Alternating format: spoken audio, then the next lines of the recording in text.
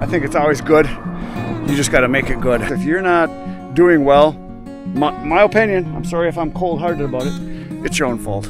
You put your 40 hours a week in and then you're done, well, that's where you're going to stay. But I'm a simple man. Today on In the Woodyard, we've got a firewood delivery. It's for 1 full cord of mixed hardwood. I pulled up to the bin. We're going to chuck it in. We're going to go do a delivery. So today is a beautiful day in the Woodyard. There's almost no wind, but it's 5 degrees right now. And it's supposed to get up to 15 today. So beautiful day when there's no wind. But tomorrow's another story. We're supposed to have 30-mile-an-hour winds, and the high tomorrow is supposed to be 0. They said 30 to 35 miles an hour winds. So that puts the wind chill at like 30 below 0 tomorrow. Tomorrow, I've got a job to do. Husqvarna, one of their sales reps, is bringing me a brand new saw to try. It's not the 564, I already did those videos. This is a battery saw that's brand new. The 550i, which is supposed to be just like a 50cc saw. And we're going to do a big test on it tomorrow. I've got 3 trees. Well, actually, I've got about 10 trees. But I got 3 trees in particular at my business that are dead ash trees that need to be cut down. And when I talked to the rep, he said, because you use it in a real world, trial run type thing where, you start with a good battery, the full big battery, it's a big 6-pounder, cut as much as you can until the battery dies. And then put on the charger and put the small battery on and then cut till that dies. The charger, apparently, from what I've heard, is a fast charger, and it's supposed to charge fast enough that if you put a different battery on, put that on the charger, by the time that other battery, your second battery, is dead, the first battery's charged, so you can just kind of do a relay type thing. We're going to find out. We're going to do a test and see how good it is. Now, I did a little cutting with this saw, the 550, when I was at Modern. For you guys, it was probably weeks ago already. For me, it was just a week ago. And it was awesome. I cut a little bit. We cut some cookies. We just cut a little bit on some logs we had there for demonstrating. And it was very impressive. But this is going to be a real-world test. Cold temperatures, which obviously batteries are allergic to cold. So we're going to give that a try. So that's what's going to happen tomorrow. Adam's going to come and help me, and we're going to cut some trees. We're going to do a lot of limbing. We're going to cut the stuff way down to small size limb wood because these ash trees, I think, will be burnable right away. And I think Adam's going to use it for doing campfires and stuff like that. But we're going to cut them into rounds, and we're going to haul the brush away. I got my trailer parked over there already, so it's going to be ready to go. So tomorrow, that is going to happen. That's going to be fun. But right now, we've got wood in the bin that needs to go in the trailer so I can do a delivery later today. So that's what's going to happen. I'm going to start chucking some wood right now.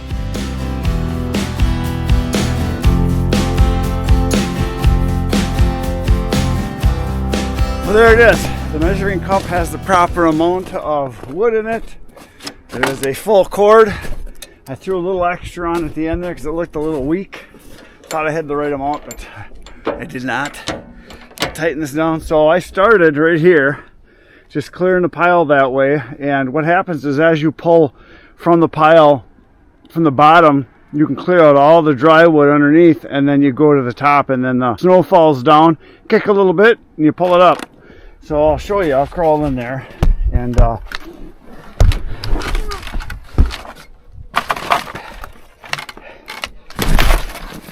so what happens as you're going, you got dry stuff. Well, this is already way down, it already fell, but you just kind of, the snow is so dry, you just grab it, give it a hit like that, snow comes off, but the stuff underneath, I don't know if you can dig underneath and see, it's dry underneath, so because it's so cold, the snow doesn't stick at all, and I'm able to get a nice clean load on. But that's pretty much the end of my mixed hardwood. There's probably a face cord laying here, up to here if I dig through it. But then that down there is mixed hardwood that I'll go to next when people want mixed hardwood. And it goes from here down to where you see the next pallets, and everything past that is white oak. And then there's mixed hardwood. Where does it start? Like right about there is mixed hardwood, down for a little ways, and then all of this is hard maple, and then down on that end is red oak. Like I said, white oak over there. Way over there you can see there's cherry. The bin over here has got a mix of stuff also, and down on that end is all red oak. Then the big pile over there is all hard maple, and then the real big pile that you can see up close to the barn over there, that's all white oak, and that's a full semi-load. So still got lots of wood, and I think the way things are going this year with people buying more wood than they have in the past few years, and I know some of you have made the comment, well, it ain't that good in my area of the country.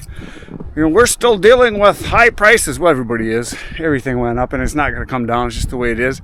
But I think people are starting to earn some more money now.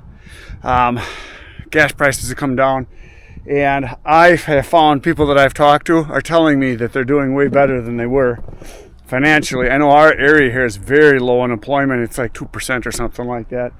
And there's jobs everywhere, very good jobs. I mean, you can walk into a factory now here, 25 bucks an hour knowing nothing. So things are improving, at least it is for me. I know some of you say it isn't. Well, I tend to be an optimist, not a pessimist. I think it's always good. You just got to make it good. For those of you that are like, well, I'm not making as much as I used to. Well, you know what? Get another job. Start another business. Start something, a side hustle. I have 5 sources of income. And I work 12 to 16 hours every day. I'm either working in my photography business, I'm selling firewood, I'm working on YouTube, and then I got a couple other little small businesses that I run on the side that nobody even knows about. And they all make money. And it's because I work. If you're in the mindset that you can only work, well, I shouldn't say that. You put your 40 hours a week in and then you're done, well, that's where you're going to stay. If you want more, you got to do more, because there's really only 3 ways to make more money that I know of. You can either do more, produce more, spend more time doing it, kind of the same thing, and then make money on your investments, or to have something that produces money when you're not there, which is investments, a product that you can sell, something that you can do. There's always ways to make money. There's so many ways to make money here in the United States. If you're not doing well, my opinion, I'm sorry if I'm cold-hearted about it, it's your own fault. I have a friend of mine. He's a quadriplegic. Quad. He's got kind of use of one arm. Tens of millions. He's about my age. He's been that way since college. He worked hard, started 3 different businesses, bought small businesses, built them up, because he used his biggest muscle that he had in his body, his brain, and he can't do much else besides that. He's in a wheelchair all the time, and he can't dress himself. He can't bathe himself. His wife does everything for him, and he's worth a lot. So if he can do it, you can do it. Get to work. Get busy. Start doing something. Do more to get more. If you want to get more money, do more. It's pretty much that simple. But I'm a simple man. Let's go deliver this wood.